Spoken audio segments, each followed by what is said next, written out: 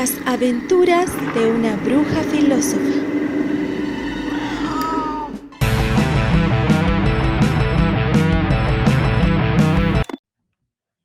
¿Qué tal, mis queridos colegas de Problemas Filosóficos? Muy buenos días. Este video lo grabo muy en específico para que ya directamente le entremos a los conceptos duros, a los conceptos fuertes de nuestra asignatura de sexto semestre. Bueno, como ya saben, estamos en nuestra segunda semana de trabajo y es importante ir aterrizando esos elementos básicos que conforman la filosofía y que lo vuelven un saber necesario, realmente urgente para nuestra vida. Dice Adela Cortina, y me gusta mucho esta reflexión, dice que la filosofía es un saber bastante atrevido y bastante al mismo tiempo humilde. ¿Por qué atrevido? Porque ella se refiere, Adela Cortina, autora dominguera, por favor, porque ella se refiere a que la filosofía le interesa indagar, le interesa meterse, le interesa cuestionar todo aquello que normalmente se da establecido como natural, como normal, como necesario, ¿no? O sea, como que hay cosas en la vida parecerían que ahí están y uno simplemente se acomoda a decir, bueno, pues yo ya tengo este nombre, tengo esta vida, tengo esta edad, pues nací en este país, esta es mi familia, este es mi género, pues así va la vida. No, es que la vida no va de una manera. Uno se va construyendo la vida, pero para eso hay que tener los elementos de reflexión que implica preguntarse todo. Por eso es atrevido, porque realmente a muchos les da flojerita o les da una cierta de pereza mental estarse cuestionando, estarse metiendo en eso que ya hablábamos esta semana de los problemas de qué es la vida, qué es el amor, qué es la muerte, qué es el futuro, ¿para qué carambas estoy vivo? ¿Por qué me siento solo? Y todos esos problemas están entrelazados también al mismo tiempo, dice Adela Cortina, en una suerte de humildad. Porque si bien me atrevo, si bien soy rebelde, si bien desobedezco porque quiero ver qué hay más allá, también es muy necesario saber que no hay una respuesta, no hay una verdad, no hay, ojo, y yo sé que nosotros lo decimos con mucha ilusión, con muchas ganas, pero no hay un amor verdadero, un amor único, una sola vida, una sola esperanza, un solo camino. No. Si tú te dejas llevar y caer por las garras de lo que debe ser, pues ya, no estás haciendo filosofía, estás entrándole a dogmatismo. Por eso en la filosofía, en ese sentido, se pide modestia, porque se pide ser muy consciente de que muchas cosas no tienen una respuesta. De hecho, no tienen una, tienen varias. O incluso no tienen ni respuesta, sino está uno claro de decir, bueno, como por dónde. Pues esa es la chamba que tenemos que hacer. No solo en esta asignatura, sino en la vida. Precisamente para ir situando esa chamba y entrarle a las diferentes corrientes filosóficas de las que ya hablamos, y bueno, de las que ya hablamos que vamos a hablar, es que comencemos situando una rama de la filosofía que es sumamente importante. Y me refiero a la filosofía de la historia. La filosofía de la historia es una rama que se dedica muy específicamente a entender las formas en las que los seres humanos hemos construido, hemos habitado el pasado, estamos viviendo el presente y qué planeamos y qué dejamos para el futuro. O sea, en pocas palabras, la filosofía de la historia se hace todas las preguntas necesarísimas para entender la historia. Híjole, pero decir ya de hecho la historia puede ser un poco peligroso. Porque cuando yo digo la historia, la humanidad, la libertad, parecería que estoy hablando nada más de una grandota, ¿no? De Dios omnipotente, omnipresente, omnisciente. Ay, espérense, vamos a bajarle 3 rayitos, ¿no? Dijimos que la filosofía es humilde. Entonces no podemos hablar de conceptos totalitarios, porque además tampoco hay una historia. Esa es una primera pregunta que se hace en la filosofía de la historia. ¿Hay una historia o hay historias? Historias alrededor de un acontecimiento, por ejemplo. Historias que se tejen a partir de la interpretación de lo que se vive de acuerdo al lugar en donde estés, ¿no?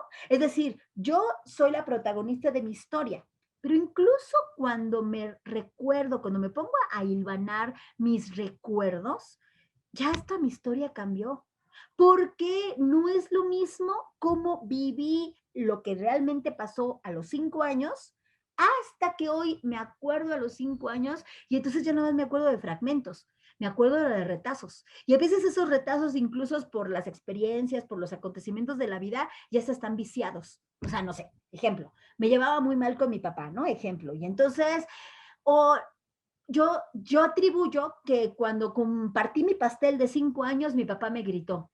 A lo mejor eso no pasó, pero como yo ya tengo una bronca con mi papá, entonces yo uno el recuerdo negativamente y le pongo cosas que no pasaron y amañé mis recuerdos.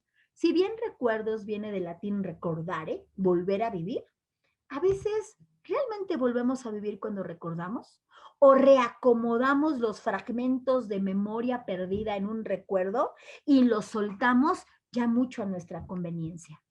¿Qué es lo que pasará en nuestra mente? ¿No? Todo esto también es un tema de la epistemología, otra rama de la filosofía, que precisamente se pregunta sobre el cómo conocemos. Pero a ver, aquí el punto importante que quiero dejar primero sobre la mesa para ya ir empezando es, ¿hay una y sola historia? ¿La historia es objetiva? ¿Es comprobable? ¿Es nada más la que es la verdadera y no hay otra posibilidad? ¿Ven? Estos son ya los primeros problemas que vamos a plantearnos en una filosofía de la historia, donde también además cuestionamos si en sí la historia del universo, del planeta, de la vida, de mi vida, tiene un fin, ¿no? ¿Es finalista?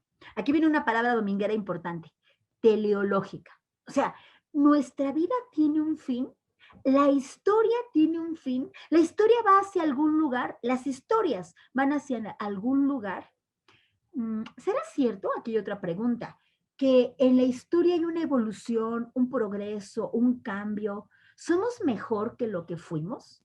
Esto está para pensarse, esto está para discutirse, esto está para un buen debate, porque fuimos mejor en el pasado o peor. ¿Hemos evolucionado y hemos cambiado para bien o para mal? Y dime si aquí hay una sola respuesta. No. Seguramente por un lado cada quien hablará desde donde como le va en la feria, pero también por otro lado, híjole, es que hay tantas interpretaciones, tantas visiones, tantas posturas, y esas posturas a todas se les da una voz, a todas se les da una visibilidad, o definitivamente los historiadores tienen razón cuando dicen, es que nosotros conocemos la historia del ganador, no del perdedor de la historia. ¿Tú qué piensas? Para eso hay que entender que no solamente hay una forma de entrarle al tema. Por lo menos, y eso que por lo menos, porque hay muchas más, vamos a entrarle a 3. Y vamos a recordar el video, ¿no? El video de Mentira la Verdad, la historia. ¿Qué te pareció? Me gusta muchísimo en general los episodios de Darío Strangenberger, quién sé cómo se pronuncia, pero bueno, Darío es un personaje, un filósofo, te iba a decir italiano, no, perdón, argentino, que tiene hace algunos años que produjo este programa, Mentira la Verdad, un programa que se transmitió por Canal Encuentro, hagan de cuenta Canal 22, pero en Argentina, donde de manera muy sencilla, muy cotidiana, muy reflexiva, muy telenovelesca, nos pone una historia. Y paralelamente con la historia va introduciéndonos algunos conceptos filosóficos. En este caso, y ya todo esto es parte de tu tarea, la historia de Bernardo Bianca. Sí, ¿no? Así se llama. La historia de un señor que muere y que pues empieza con su funeral. Y fíjense, aquí esto es bien interesante, porque ¿qué encontraron ustedes ahí que dijeron, a ver, esto está sospechoso?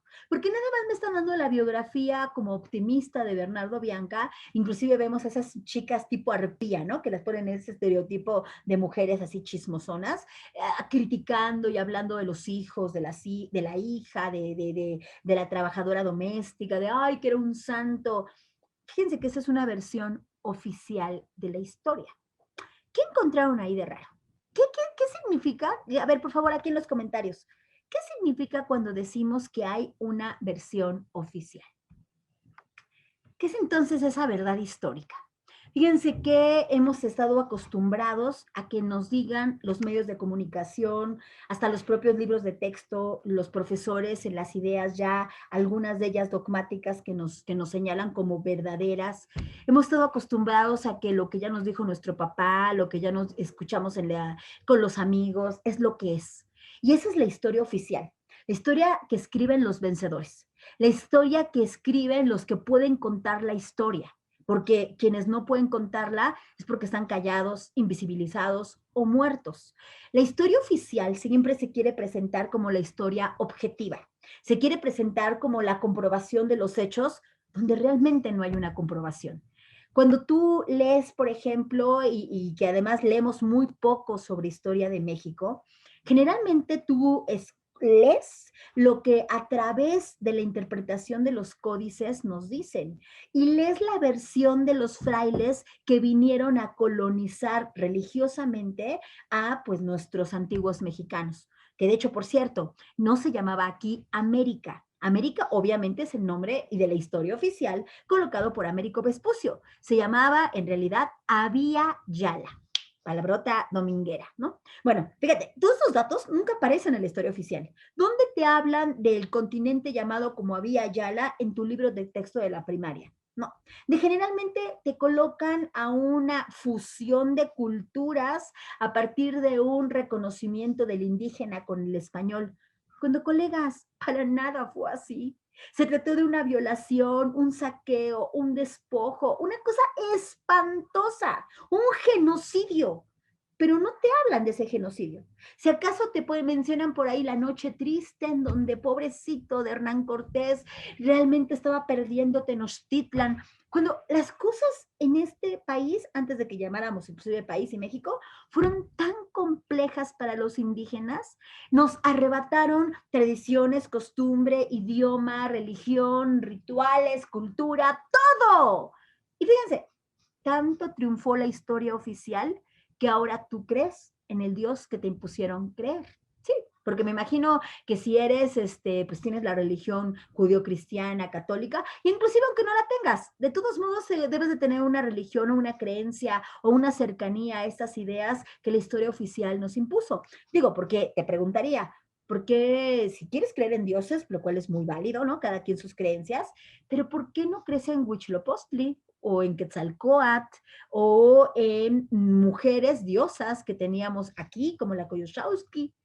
No, bueno, vamos a irnos más internacional. ¿Por qué no crees en dioses griegos, diosas incas, diosas mayas, dioses purépechas, dioses romanos? ¿Por qué crees en este dios que te dijeron?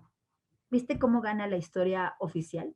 Y la historia oficial es la que, aquí viene un autor que me parece muy importante que anotes, reflexiones, puedas ir buscando, que por cierto, lo vas a representar más adelante cuando hablemos de la corriente filosófica de la teoría crítica. Y me refiero a Walter Benjamin. Walter Benjamin tiene un texto que se llama Tesis sobre la historia, donde precisamente habla de esto que ahora yo te comparto.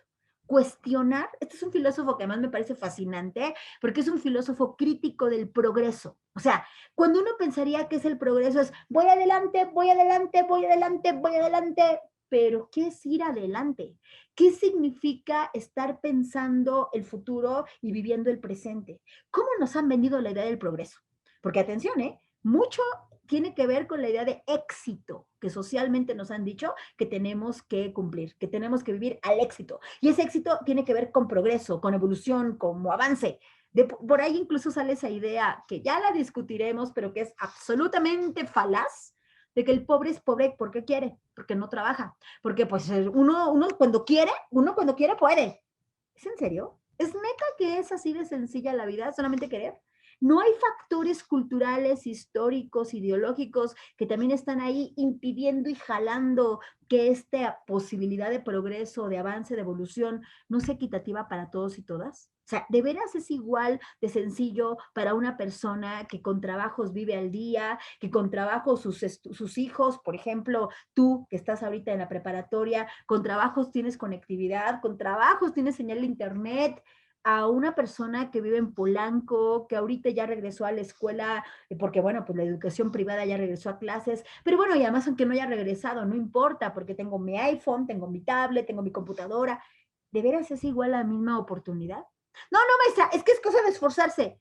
¿De veras solo con un esfuerzo se logra?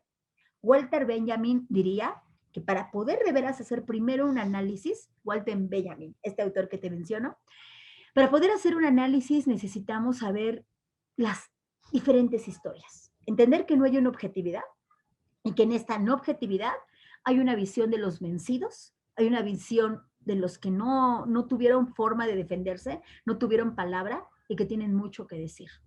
Algo tan sencillo. ¿Por qué cuando analizas el área de conocimiento que quieras? La ciencia, la literatura, las artes, la filosofía. ¿Cuántos negros encuentras que te cuentan la historia? ¿Cuántos científicos negros conoces? ¿Cuántos científicos indígenas sabes? ¿Cuántos científicos mujeres conoces? Sí, Madame Curie. Ok, ajá. ¿Cuántos filósofos negros, indígenas, de otras culturas que no sean ingleses, bueno, en general europeos, ingleses, italianos, sobre todo alemanes, conoces? ¿Mexicanos? ¿Conoces? ¿Conoces filósofos mexicanos? Pero a ver, vámonos más allá. ¿Conoces filósofos? Sí, Diana, yo ya te tuve en primero y nos hablabas de Hipatia y de Hiparquia y de Aspasia. Y apenas en humanidades, porque también estoy contigo en humanidades, nos hablaste de Teano. Sí, o sea, sí ubico. Ok, sí, sí, sí. Ya veo que bueno, me da muchísimo gusto. ¿Y filósofas negras? ¿Y filósofas indígenas? ¿Y filósofas de América, de la Vía Yala? ¿Por qué te pongo estos ejemplos? Porque te estoy poniendo solamente una probadita de todas las personas que históricamente han sido parte de los desposeídos, de los nadies. Aquí viene otro autor, muy importante. No es filósofo, es un pensador de ciencia política, pero es súper interesante. Échate una buscadita a ver quién es Eduardo Galeano. Y Eduardo Galeano, búscate el texto de los nadies. Es un texto maravilloso, pero es un texto que habla de la historia y que habla de lo que diría Walter Benjamin, son los vencidos, los que hasta ahorita no han tenido un papel en la historia y por tanto nos han hecho desde la historia oficial construir una manera unívoca de entender la realidad, cuando no hay una realidad, hay muchas realidades.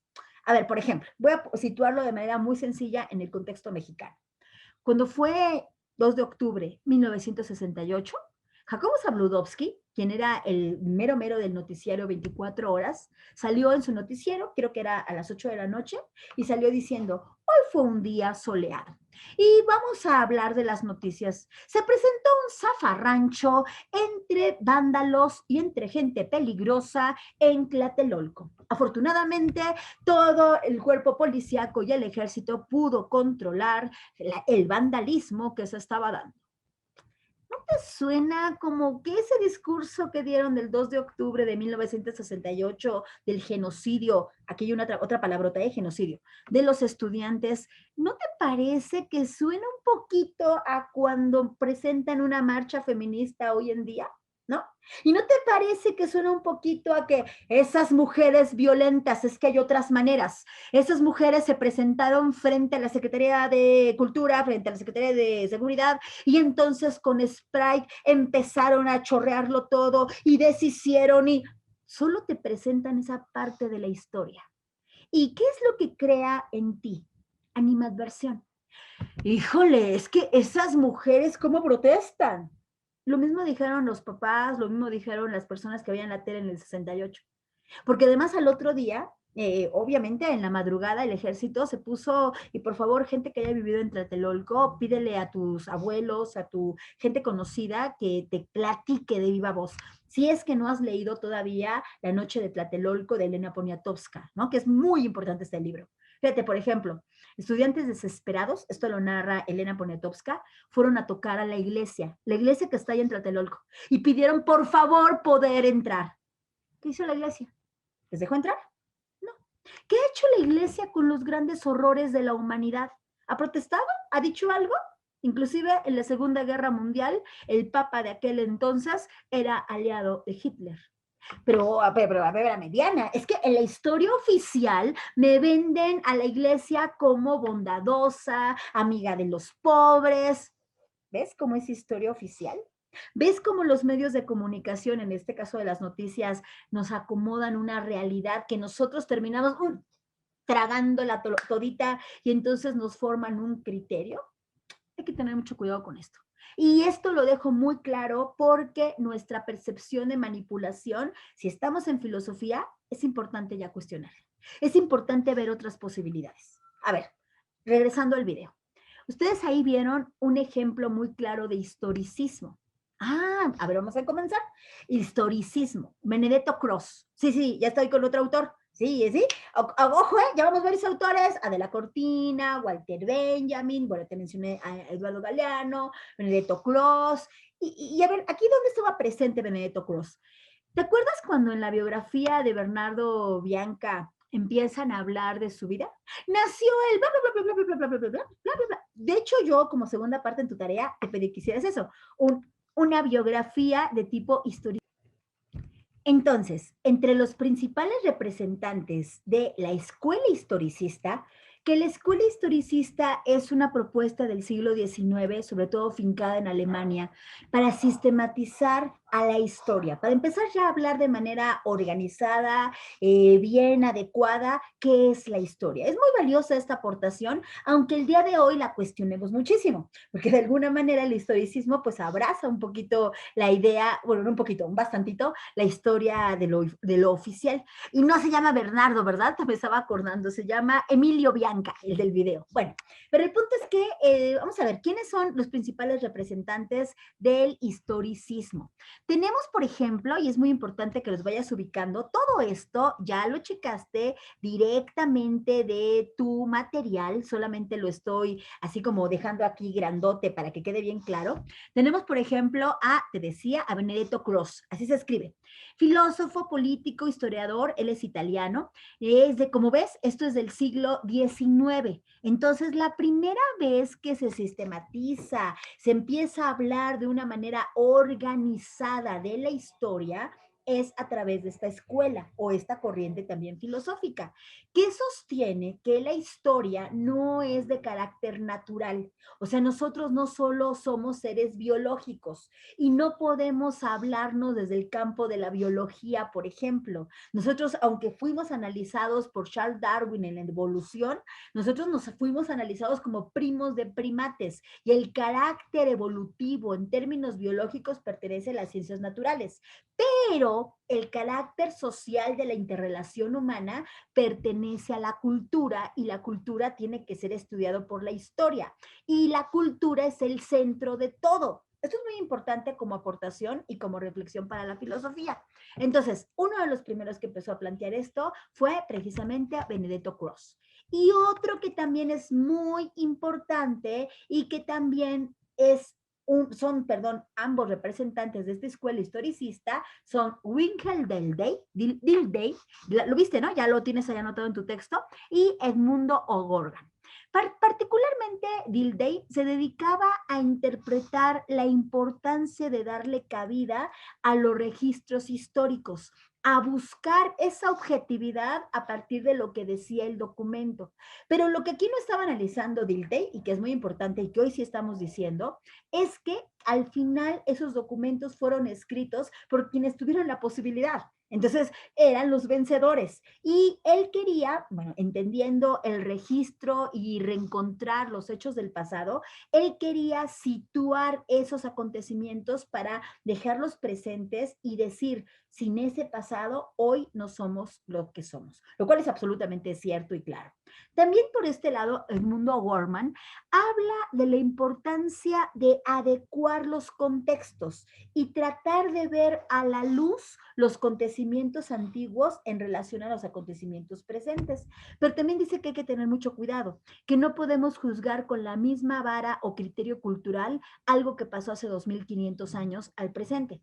Ejemplo, en la época griega era muy común que las familias, que de hecho ni siquiera estaban conformadas tal y como ahorita las conocemos, con papá, mamá, hijitos, sino en realidad la mayoría de personas, en cuanto tenían sus hijos, los iban a dejar a una especie de orfanato, una especie de como del lugar donde podían estar, y la gente que tenía dinero pagaba para que fueran educados sus hijos ahí. Quienes no tenían dinero, pues se perdían, los abandonaban. O sea, el concepto de familia no existía. Y los infantes comenzaban a tener relaciones sexuales desde los 11, 12 años. Esto era lo más cotidiano, lo más común. Esto, a la luz del acontecimiento actual, puede parecernos una barbarie, puede parecernos un acto absolutamente, oh, ¿cómo es posible? Pedofilia, y al mismo tiempo estamos hablando de que no se respetan los derechos de los niños, y ya no hablemos de las mujeres, ¿no? Que las mujeres éramos consideradas cosas, reces, y no teníamos ningún tipo de derecho. Bueno, dice nuestro Edmundo O'Gorman que hay que ser muy cuidadoso porque yo tampoco puedo ver con los ojos del siglo XXI un acontecimiento que pasó en el siglo V después de Cristo, antes de Cristo, perdón. Entonces, tengo que entender que una interpretación se da variada al contexto y a la época. Ahora que hemos visto como sus principales representantes, vámonos al análisis de sus características y de, en general, qué es, de qué estamos hablando cuando hablamos de historicismo y por qué en el documento, en el video de Mentira a la Verdad, nos están planteando una visión historicista de la historia, en una parte, ¿no? Sobre todo la parte esta que critican. Entonces, a ver, vamos bien. El historicismo es una tendencia filosófica, una rama, una corriente filosófica que, como te decía hace un momento, está inspirada en Benedetto Croce, también, este no lo hemos mencionado, Leopoldo van Ranke, ya viste qué elegantes señores, ingleses ellos, bueno, italiano y inglés, ¿qué considera? A ver, aquí la parte clara. El historicismo considera que la realidad es producto de un devenir histórico, o sea, que todo lo que hoy vivimos es producto de un pasado, lo cual es muy claro y yo creo que yo no estaría en desacuerdo con eso. No sé si tú, a ver, pónmelo en los comentarios. Concibe que el ser humano, es esencialmente un devenir. Yo soy mi pasado y a partir de mi pasado soy esto. Y este pasado tiene que ser analizado desde la razón. Es un devenir que implica conocer desde dónde venimos, desde dónde somos. Su auge particularmente, como mencioné hace un momento, viene en Alemania a mitad del siglo XIX y es como una respuesta a que también había una suerte de formas de explicar a la historia o la realidad de manera muy subjetiva. Algo que le interesa mucho al historicismo es los documentos históricos, son los hechos escritos del pasado. Entonces, en ese sentido, hay 4 grandes características del historicismo que es muy importante que tú reconozcas. Y mira que con esto estoy haciendo una recapitulación de lo que tú vas a hacer en la tarea. Así es que me estoy adelantando un poquito para que te sea un poco más sencilla. Bueno, la primera característica es que no se puede, no nada más en la economía, sino no se puede hacer hipótesis generales y abstractas. Si yo voy a hablar de economía, si yo voy a hablar de ciencias naturales, si yo voy a hablar de historia, me tengo que ir a entender un contexto específico. De hecho, los del historicismo son los que nos dotaron didácticamente de la idea de antes de Cristo, después de Cristo, primera etapa, segunda etapa, tercera etapa, cuarta etapa. Porque si nosotros delimitamos, y esto no es porque en realidad la historia empiece en una fecha y termine en otra, pero didácticamente es una herramienta, es una estrategia para situar en un momento específico lo sucedido. Si yo quiero hablar de la Primera o la Segunda Guerra Mundial, tengo que ubicarle la historia en una línea del tiempo donde esté presente el siglo XX, no el siglo XVI.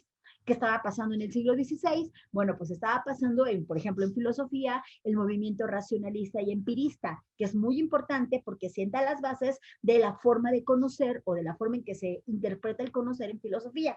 Pero si me voy al siglo II después de Cristo, pues ahí está pasando otro acontecimiento relacionado con Hipatia. Y si me voy al siglo XIX, pues está pasando el historicismo, pero también está el positivismo, pero también está el vitalismo. O sea, es decir, si yo me voy a cada época, puedo entender específicamente el contexto de la época sin formular suposiciones, sino hechos. ¿Ok? Número 2. El procedimiento correcto para poder hacer un análisis de la historia, la economía y de lo que sea, es una investigación histórica. Y en esto sí, evidentemente, el historicismo tiene toda nuestra razón. ¿Por qué? Porque si yo voy a hablar de un acontecimiento pasado, me tengo que ir a las fuentes, me tengo que ir a ver a los documentos. Si yo te pido, oye, ahorita mencioné el 68, ¿no? Pero ahora te puedo mencionar Acteal. Acteal 1994. 1997, diciembre de 1997. Un grupo de militares llegan a Acteal, comunidad que pertenece a Chinaljo, Chiapas, y asesinan a más de 41 hombres, mujeres, niños indígenas, y los asesinan los paramilitares.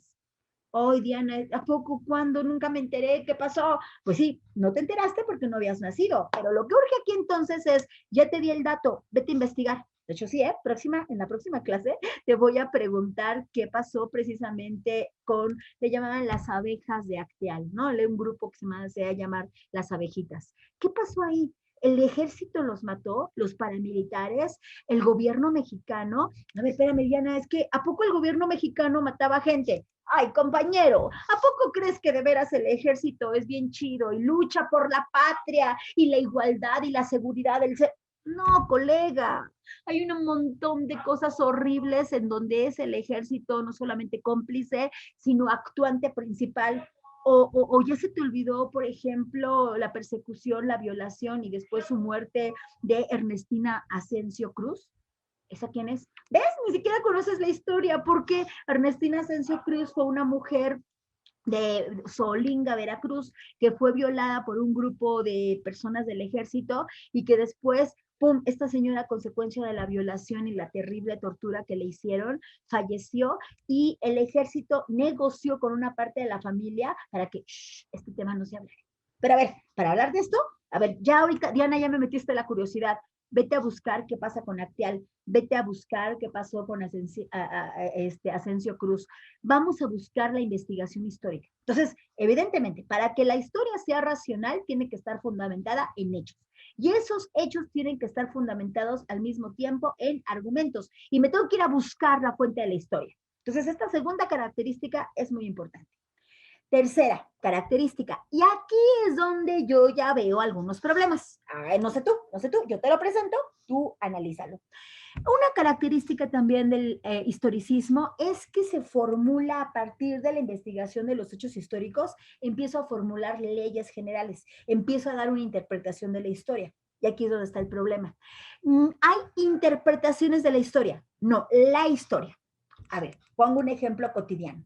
Si yo me voy a analizar la historia de mi bisabuela, bueno, déjenme ir a un caso más concreto. Te voy a contar acá entre los.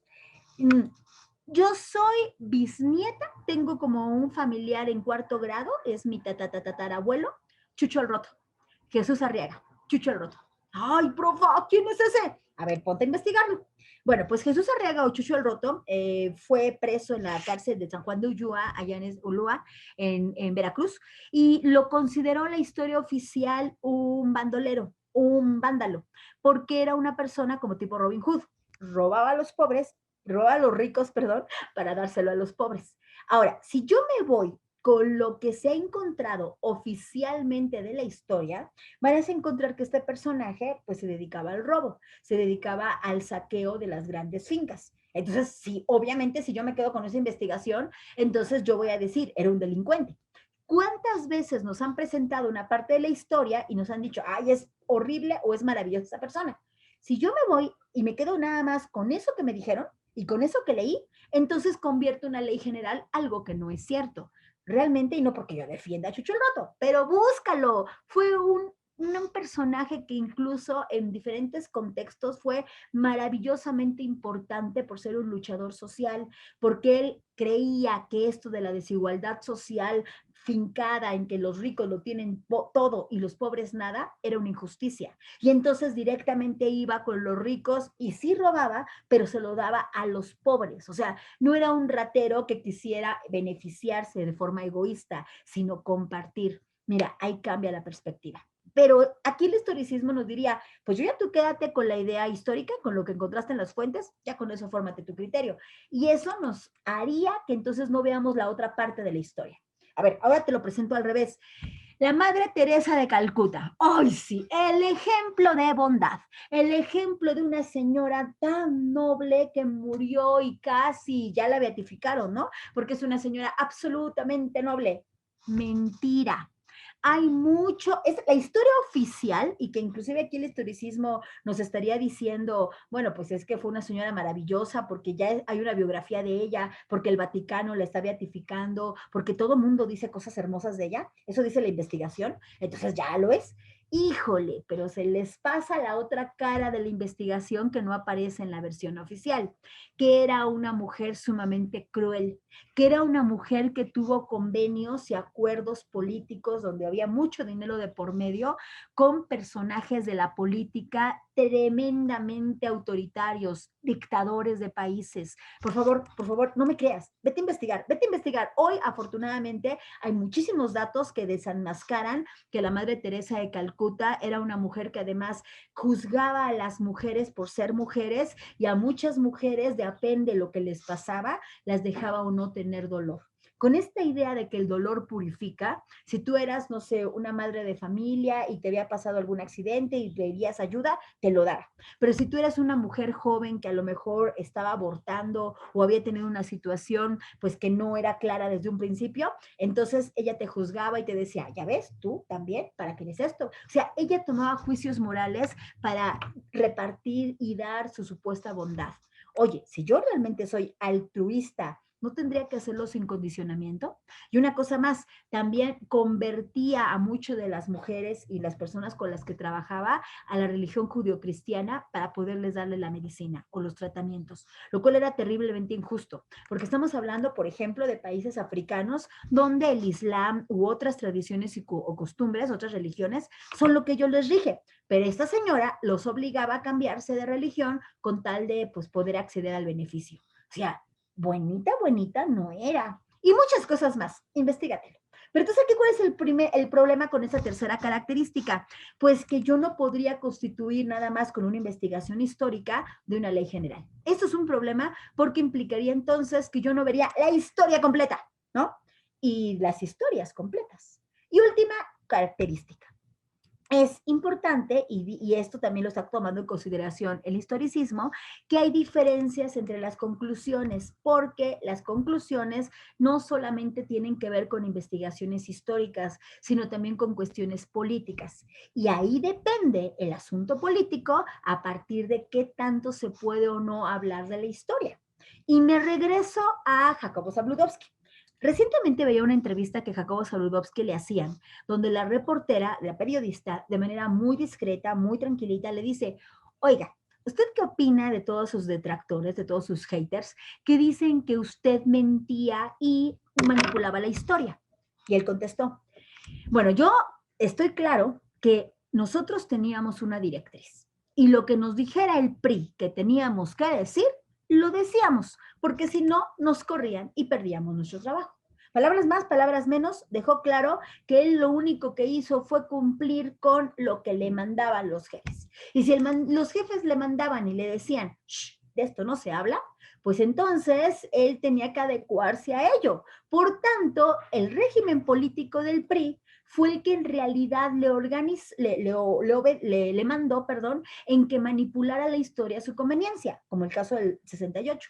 No pudo decir, pasó esto y esto y esto, porque si lo decía, como muchos otros en su momento quisieron ponérsele al tiro al gobierno que estaba en el poder, pues fueron despedidos. Ahí hay un caso, pregúntale a tu papá o pregúntale a conocidos de Televisa, Guillermo Ochoa. Guillermo Ochoa ni siquiera era una persona que criticara el gobierno ni nada, sino dijo una palabra, dijo una serie de cosas que no convenían y que lo ocurren. Ujule, o sea, realmente ser oposición en las épocas del PRI, ¡qué miedo que el PRI regrese! Tú que vives en Estado de México, ten cuidado. Pero el PRI es el ejemplo principal de que la política se vuelve historia a partir de la manipulación. Bueno, ahora vamos a cerrar esta parte. ¿Cuáles son los objetivos del historicismo? Para ir terminando. Quiere una teoría de la historia. Quiere que comprendamos la cultura en la historia y a partir de ahí hagamos una teoría. Quiere que hagamos una exploración sistemática de los hechos históricos y que todos esos hechos históricos entendamos que le dan la vida al hombre. Esto es muy de Bill Day, ¿no? Y quiere que revisemos todo el pasado para entender el presente, teniendo cuidado en no imponer esquemas actuales a nuestra visión del pasado. El ejemplo que daba con Grecia, por ejemplo, ¿no? De la pedofilia. Y quiere que concibamos a la historia como una ciencia del espíritu. Y aquí hay un problema. Y ese problema lo vamos a ver después con Guillermo Hegel, cuando hablemos de dialéctica. Aquí una frase de Ranke, que es también un muy importante historicista y que me parece importante dejarla clara porque nos pone la frase principal del historicismo. Debe ser el pasado el que hable. El historiador no tiene boca. O sea, aquí lo que quiere es que el historiador no juzgue, el historiador nada más nos traiga el pasado y nos lo ponga. Pero el historicismo reconoce que el problema no es del historiador, es de la política, donde a veces con la política se manipula o se pretende manipular a la historia. Bueno, entonces es muy importante que entendamos que es necesario hacer una teoría de la historia y hacer una exploración de los hechos históricos. Hasta aquí el historicismo. Y aquí tú, por favor, dime, ¿qué identificas de precisamente la teoría que viste desarrollada y explicada muy bonita en Mentira la Verdad? Ahora, vámonos con la siguiente. Vámonos a hablar de genealogía, pero primerito, de materialismo histórico. ¿Qué ubicaste de materialismo histórico en el video? ¿Verdad que ahí la trabajadora doméstica, los trabajadores explotados tenían algo que decir? Ahora bien, vamos a hacer una pausa que es muy importante y que nos va a permitir situar más corrientes filosóficas, porque te acuerdas que ahora que te explicaba lo del proyecto, te hablaba como una introducción, como una muy ligera probadita, algo sobre racionalismo y empirismo. Bueno, ahora me quiero referir a dos corrientes filosóficas donde una de ellas, una derivación importante, es precisamente el materialismo histórico. Y me refiero a la forma en la que los seres humanos nos posicionamos en relación a la forma en que existe o no el mundo. Y para eso está el idealismo y el materialismo. Atención, spoiler de conceptos filosóficos agudos, spoiler de recordatorio de autores que son muy importantes para tu formación. Por ejemplo, ¿te acuerdas de Don Platón? Platón, el de las espaldas anchas. Bueno, eso significa su etimología en griego. Platón es uno de los primeros que sitúa la postura filosófica del idealismo. Esta postura la desarrolla en la obra Los Diálogos, en alguna de los diálogos, o particularmente en La República. ¿Qué plantea Platón y en general qué es el idealismo? Primero Platón, y nomás lo voy a decir de manera muy rápida, plantea la existencia o la coexistencia de dos mundos. Este mundo, el tangible, el que aparentemente conocemos, el que es la realidad, dije a propósito la palabra, es aparente, está lleno de sombras. En realidad no es. Esto es solamente una copia de un mundo real, de un mundo de las ideas, de lo que Platón le llamaría el topos uranos. ¿Esto qué significa? Que los seres humanos estamos regidos a partir de ideas inmutables, maravillosas, grandes, que nos dan la noción de poder conocer el mundo. El mundo existe, dicen los idealistas, porque podemos pensarlo. Y si lo podemos pensar, lo podemos transformar. Entonces, autores como Hegel son exponentes, como Platón, maravillosos del idealismo. Inclusive para Hegel la historia atraviesa por un espíritu absoluto que nos dota de conocimiento, que nos dota de razón. ¿Tú eres materialista? ¿Tú eres de las personas que piensa que Dios es una idea y solo por nombrarlo existe? ¿Tú piensas que existe la humanidad como concepto? Si tu respuesta es sí, entonces, bienvenido al idealismo. Pero, como el de ¿no? Todo iba relativamente bien hasta que se ponía relativamente mal. ¿Sabes qué referente cultural estoy hablando, no? Y si no, pues échale un vistazo a ese youtubero de cine. Ahí, a ver si sabe, alguien en los comentarios, háganme referencia. Pero bueno, pero por otro lado, tenemos al materialismo. El materialismo afirma que el mundo material existe más allá de las ideas de los seres humanos. Mientras que en el idealismo la realidad es porque yo la pienso En el materialismo, la realidad es esté o yo presente o no presente. Para el materialismo hay un concepto fundamental, la materia. En términos filosóficos, así como poníamos de antecedente a Platón, como el que fundó, habló de la teoría de las ideas, también tenemos a Demócrito. Demócrito recuerda que es el primero que orientó sus investigaciones para dar una explicación científica del átomo, porque lo que pretende cualquier materialista es que la materia sea observable, medible, pesable, es decir, esté relacionada directamente con los fenómenos físicos. Y aquí, por favor, no te me vayas a confundir. Cuando tú dices, es que es bien materialista, es que mi amiga piensa nada más en el dinero. No me estoy en lo absoluto refiriendo a ese materialismo, ¿eh? El materialismo como vanidad, como presunción económica, como soberbia, no. Me estoy refiriendo a la importancia de hablar de la materia, todo aquello que ocupa un lugar en el espacio. Y también, digo, a colación también lo digo, cuando alguien habla del positivismo, es que es muy optimista. No, no, por favor, en filosofía el positivismo es algo muy distinto. Pero bueno, ahora, lo que nos truje. Es muy importante ya que ubicamos idealismo y materialismo, ubicamos autores como Platón, como Hegel, pero también evidentemente como Demócrito y el barbón que hace su aparición, el señor Carlitos Marx. Y por favor, cuando hable y nada más digo Carlitos Marx, jálame un poquito mi copete rojo, porque no estoy siendo correcta en la expresión. Es Carlitos Marx y su compa, su compita, no nada más amigo, sino también productor intelectual, Federico Engels. Bueno, pues Federico Engels y Carlos Marx, que tú los conoces por la propuesta del socialismo, del comunismo, seguramente los conoces y vamos a profundizar sobre marxismo, otra corriente filosófica más adelante. Ahorita nada más quiero situar algunos elementos importantes que plantea Carlos Marx. Carlos Marx hace un análisis de la historia a partir de lo que le llama el materialismo histórico y el materialismo dialéctico. Y aquí es donde nos vamos a detener para ver qué tiene que ver la historia con el materialismo que plantea Carlos Marx. Para esto hay que recordar primero una frase icónica. Icónico, ¿eh? Palabrota dominguera. Una frase icónica que dice Carlos Marx en su tan famoso libro El Manifiesto del Partido Comunista.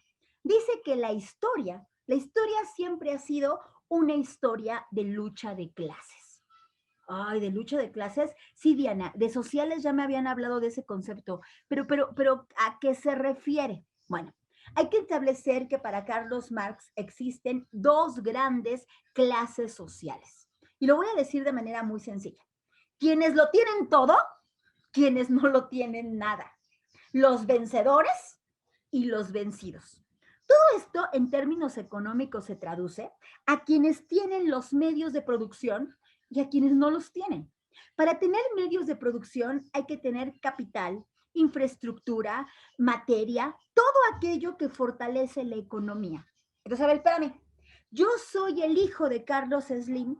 Por supuesto que tendré un futuro económico favorable porque tengo las bases económicas, las bases educativas y entonces yo seré una persona trabajadora que ya tengo los medios de producción a mi mano para poderlos hacer. Y entonces yo soy el hijo exitoso de mi padre. Pues sí, güey, porque tu papá es Carlos Marx, Carlos Slim, pero yo me llamo Pedrito Pérez y yo soy hijo de Pedro Pérez, de don Pedro.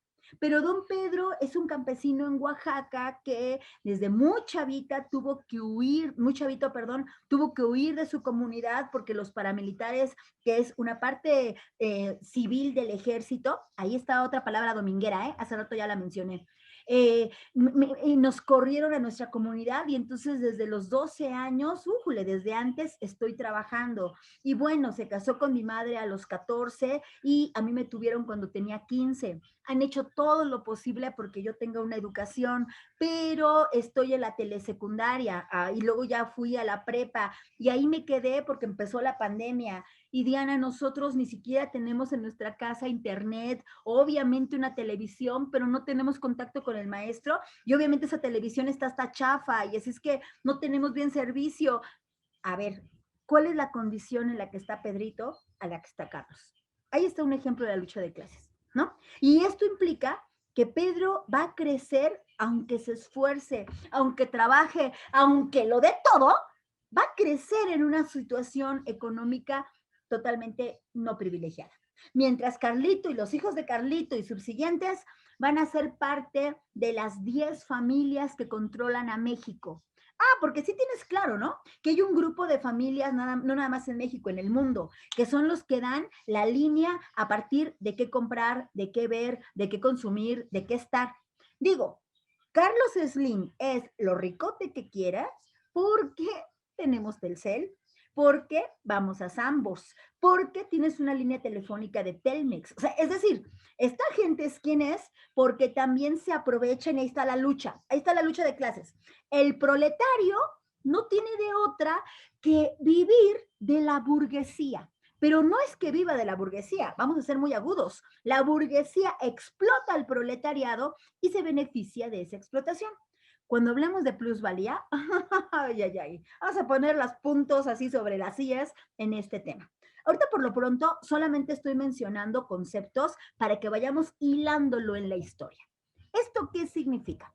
El materialismo histórico entonces es una postura de la historia que muestra que la historia siempre está en cambio, siempre está en evolución y que ha pasado por diferentes etapas, pero que esas etapas siempre desnuda la desigualdad social en la que hemos estado. Primera etapa, plantea 4 etapas. Primera etapa, el comunismo primitivo. Según la visión de Marx con la historia, en el comunismo primitivo es cuando estamos hablando de la primera fuente de organización de las sociedades, en donde la lucha de clases no se da como la conocemos a partir del esclavismo. ¿Por qué? Porque está repartido equitativamente, las tareas entre los seres humanos. Fíjate que aquí, esto no lo dice Carlos Marx, pero sí lo dicen los nuevos estudios de la antropología. Colega, ya quítate por favor esa vieja educación machista que nos dijeron en términos de la lucha de el mamut, ¿no? Porque así lo hemos escuchado. Es que en los primeros tiempos la división sexual se dio a partir de que la mujer se quedó en la casa y el hombre salió a la calle a cazar. Y las mujeres son mejores para educar a los niños y los hombres para las labores de afuera. Gran mentira. Antropólogos desde los años 60 y últimamente desde los 90 se ha confirmado la hipótesis donde al estudiar los huesos y toda la estructura ósea de los neandertales, de los primeros ya Homo habilis y los Homo sapiens, específicamente ya en su primera etapa el Homo sapiens, se ha descubierto que la división social del trabajo se daba de manera equitativa. Esto significa que hombres y mujeres cuidaban niños, hombres y mujeres salían a cazar, hombres y mujeres se hacían cargo de las labores de la casa, hombres y mujeres estaban en la agricultura. O sea, no es cierto que existe una división natural a partir de la cuestión física. Lo que sí es cierto es que nos han manipulado la historia y siempre nos han hecho creer que una mujer no puede ni cargar un garrafón y que los hombres nos tienen que ayudar y nos tienen que proteger porque somos muy débiles. Lo que marca Carlos Marx es que en esta primera etapa de la historia hay una suerte de igualdad. Y en esa suerte de igualdad todos le entrábamos pues a la vida cotidiana, a la caza, a la pesca, a la recolección, al sedentarismo, a la primera formación de las civilizaciones, todos le entramos. Pero viene la segunda etapa. Y en esta segunda etapa la cosa ya se pone fea y se llama esclavismo. No voy a hacer un recordatorio de que tú ya conoces cómo sociedades desde Mesopotamia, Babilonia, Egipto, China, luego Grecia, Roma, etcétera, etcétera, empezaron a organizarse de manera tal en que empezaron a esclavizar seres humanos y entonces a aprovecharse del trabajo de esos seres humanos que no tenían ni siquiera la asunción de ser considerados como tal humanos, si no eran considerados reses, cosas. Y en ese sentido se da la primera forma así clara económica de explotación laboral. Aquí, obviamente los emperadores, obviamente los monarcas, obviamente la clase privilegiada, que en su momento ya se fue fortaleciendo en la época feudal con la iglesia, son los que tienen el control de los medios de producción. Nos vamos a la tercera etapa. Para Marx, en el materialismo histórico, la tercera etapa se caracteriza por un momento de feudalismo. Ojo, esto ya te lo sabes, esta es preguntota de examen de admisión. Los feudos son pequeños espacios en donde quien cobraba impuestos, quien tenía cierto control de algunas regiones agrícolas, podía dominar y entonces podía tener ciertos privilegios, también como los burgueses, quienes tenían sus burgos. Pero el señor feudal, el que era el dueño de los latifundios, de los grandes pedazos y espacios de tierra, era quien controlaba junto con el clero, junto con la monarquía, toda la situación política y económica. ¿Y esto qué implicaba? Que los artesanos, que los campesinos, que todos aquellos que solamente tenían su fuerza de trabajo, se convirtieran en, pues, el trabajador, en este caso todavía no asalariado, pero que vivía bajo un sistema económico dependiendo de las migajas que el patrón o el señor feudal o el clero o el monarca le diera. Sí te das cuenta cómo la historia ha sido una lucha sucesiva de ver quién tiene el poder, quién es el jodido y quién es el que jode. Y para Carlos Marx, luego esto se traduce a partir de la Revolución Industrial, siglo XVIII. Ándale, todo esto, acuérdate que lo tienes que estudiar y yo he dicho que voy a ser muy insistente en estos temas porque tenemos que hacer recordatorios de nuestro próximo examen de admisión. Y no solo porque vayas a área 4 o vayas a filosofía, sino esto es cultura general básica. Bueno, a partir del siglo XVIII y con la primera y segunda revolución industrial, viene el advenimiento del capitalismo, ¿no? Y con el capitalismo ya se define lo que en la fábrica comenzaron a llamarle trabajador, donde ya no hay esclavos, pero sí hay asalariados que tienen que cumplir una función laboral con un horario, con una determinada serie de acciones que ejecutar, etcétera. Pero esta explotación se da a partir de que el trabajador, sobre todo en esta primera etapa, trabaja 5, 8, 10, 12, 15, 20 horas al día y recibe el mísero sueldo solo para la mediana sobrevivencia. Esto evidentemente provoca un cisma social y una serie de movimientos importantes como el movimiento obrero, el movimiento ludista, el movimiento cartista. Y no me voy a meter más allá, pero tú en ese, pon mucha atención, porque este tipo de temas los vas a revisar. Aquí lo importante es situar entonces que la historia no es la historia del vencedor, no sigue un progreso, no sigue una linealidad. ¿Sigue un cambio? Sí. ¿Sigue un avance? Sí. Sin embargo, ese avance no está establecido desde que las cosas así son dadas, lo cual plantearía un poquito la interpretación del historicismo, sino las cosas son no dadas, sino provocadas por esta lucha de clases. Hasta aquí va. En ese sentido, es muy importante confirmar esta propuesta marxista en torno a la urgencia de liberarnos de esa explotación. Él, en este análisis histórico, entiende que la explotación ha cambiado, pero el sometimiento se mantiene, ¿no? Y inclusive alguna autora como Alejandra Kollontai, ella también vislumbra, o Rosa Luxemburgo, que esta lucha de clases también se da en términos de género. O sea, que mientras el explotador es el patrón, el explotador en la casa es el marido, ¿no? Y esto ya nos llevará a un análisis del feminismo marxista más adelante, pero solamente lo estoy dejando así abierto para que tengamos una próxima discusión al respecto.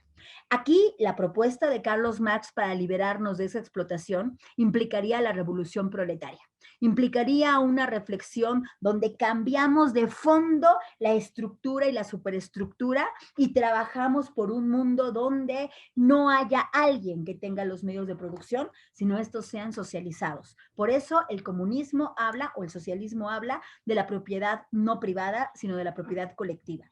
Y la importancia de que el pueblo pueda acceder de manera equitativa a todo.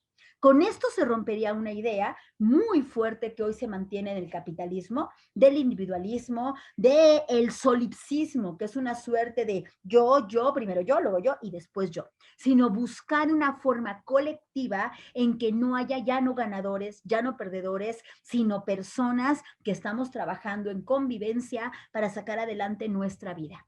De todo esto que estoy diciendo, sí o no, algunas cosas se mencionaron en el video y ahora en las lecturas las vas a confirmar. Cierro con una parte sumamente interesante que también da otra perspectiva de la historia y que fue en su momento primero señalada, primero estudiada por el señor. Ya hemos hablado de él, así como probaditas, vamos a meternos poco a poco a entender el vitalismo, pero en una partecita muy específica vamos a hablar de la genealogía del señor Federico Nietzsche. Y luego vamos a complementar algunas ideas con la propuesta de Michel Foucault. Sí, Michel Foucault. Lo mencioné rapidísimo en el anterior video y recordarás que este es un filósofo ya contemporáneo que tiene una serie de posturas muy fuertes e importantes en relación al poder y la resistencia. Y en el caso de Nietzsche, como vitalista, habla del superhombre, de la superación de la moral, de una moral de señores, una moral de esclavo y de una genealogía de la moral, ¿no? Estoy ubicando a los autores para que tú también, ahora que los representes, tengas claridad por dónde van. Entonces, recuerda, cuando hablamos de historicismo, lo hicimos en el siglo XIX. Cuando hablamos de materialismo histórico, también nos ubicamos en esa fecha y mencionamos como importante a Carlitos Marx y a Federico Engels. Y ahorita cuando vamos a empezar a hablar de genealogía, tenemos que ubicar el siglo XIX con Nietzsche, pero también el siglo XX ya con Foucault, que da una interpretación genealógica de las historias. Ya no estamos hablando de ningún modo de la historia, pero sobre todo en estas historias hablamos de las historias de la marginalidad. A ver, ¿de qué estamos hablando? Hay que aclarar y ser muy cuidadosa en eso, que de manera específica, Federico Nietzsche no se llamó un genealogista, sino él inclusive criticaba la genealogía, ¿no? Y a ver cómo se ha entendido normalmente la genealogía, como buscar el origen, genealogía, el origen de algo, ¿no? ¿Qué hace Federico Nietzsche? Nietzsche está muy enojado y con justa razón con las derivaciones que ha tenido la razón. Nietzsche es una persona que en el siglo XIX responde, reacciona frente a toda la época del siglo de las luces, del siglo XVIII, que colocó a la ratio, a la razón, al logos como el centro de toda estructura de pensamiento. Venimos también en el siglo XIX con un advenimiento del positivismo. Augusto Comte, acuérdate también un autor que vamos a plantear, donde la ciencia es lo que lo justifica absolutamente todo y todo tiene que ser mirado desde ahí. Esto Federico Nietzsche no está de acuerdo, también ya lo platicaremos, pero aquí hay un punto importante en donde Nietzsche en términos éticos se dedica a descubrir. Ve que la historia es una gran mentira y que nos han querido vender las ideas de la moral de las personas que ganan la historia como la mejor moral. Entonces se pone a analizar y dice, a ver, espérame, ¿realmente un sacerdote es todo eso maravilloso que nos enseñaron? ¿Es caridad, bondad, entrega, sacrificio? Si yo veo a los padres, yo los veo con bastante dinero, con bastante poder. ¿Cómo es posible que prediquen una cuestión de austeridad cuando en su vida es absolutamente todo lo contrario? Y así se pone a detallar a cada uno de los personajes, que por cierto, si quieres hacer una lectura muy interesante y alguno de ustedes se quiere meter por ahí a buscar literatura que nos enseña a ver la otra cara de la moneda en la historia, te recomiendo al Marqués de Sade. También el Marqués de Sade, él es de fines del siglo XVIII y es precisamente un crítico acérrimo, palabrota dominguera, acérrimo, un crítico acérrimo de la Iglesia y el Estado, porque denuncia esto que ya después con mucha claridad teórica dijo Federico Nietzsche, denuncia la doble moral. Digo una cosa y hago absolutamente la de otro. Y también se nos ha querido enseñar, también nos dice Nietzsche, a la persona que es buena como tonta, como la que da la otra mejilla, como ingenua. Y entonces dice, a ver, espérame, esta moral no estoy de acuerdo. Esta moral está basada en la imposición de unos contra otros. Y entonces Nietzsche habla de los antivalores y de la necesidad de transformarnos en el superhombre, y no me voy a meter con eso porque eso lo vamos a ver más adelante. Pero aquí el punto importante es que él empieza a fijar lo que mucho tiempo después Foucault llamaría una contrahistoria. Mirar a las personas, a las situaciones, a la vida de una, en este caso la historia, de una manera distinta. Y propone una inversión de los valores. Esto está tomando en cuenta a los que hace rato te decía que no figuran en la historia, a los nadies. Y esos nadies les está diciendo Nietzsche, ¿sabes qué? Tú eres el superhombre. Tú eres quien puede transformar la historia. Hay estudios muy, muy interesantes, ya adelante hablaremos con calmita de Nietzsche, pero ahorita nada más lo que quiero retomar es que esta crítica a la moral la analizó con mucho interés Michel Foucault. Y lo que Michel Foucault planteaba es, a partir de su tesis de la contrahistoria, empezar a ver que no hay una historia y no importa cuál es el origen específico de esta, sino lo que importa es entender los mecanismos de poder que se han jugado en una suerte de dominación. No nada más de explotación en términos económicos, como ya decía Carlos Marx, sino una dominación que nos ha hecho mirar solamente un pedacito de la historia.